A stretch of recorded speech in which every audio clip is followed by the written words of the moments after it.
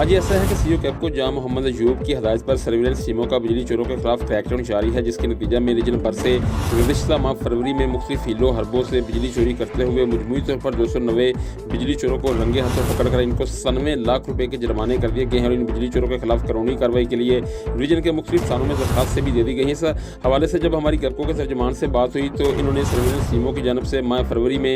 Reason भर में बिजली चोरों के खिलाफ की जाने वाली कामयाब कार्रवाइयों की तस्दीक की और कहा कि सिटी सर्कल से 56, कैंट सर्कल से 66, गुजरात सर्कल से 62, सियारकोट सर्कल से 64, नारोवाल से 42 और मजमूई तौर पर 290 बिजली चोरों को पकड़ा गया है और कैपको की जानब से 6,27,000 से ज़ायद यूनिट्स की मद में इन बिजली चोरों को 97,68,000 रुपये से ज़ायद के डिटेक्शन बिल जारी कर दिए गए हैं।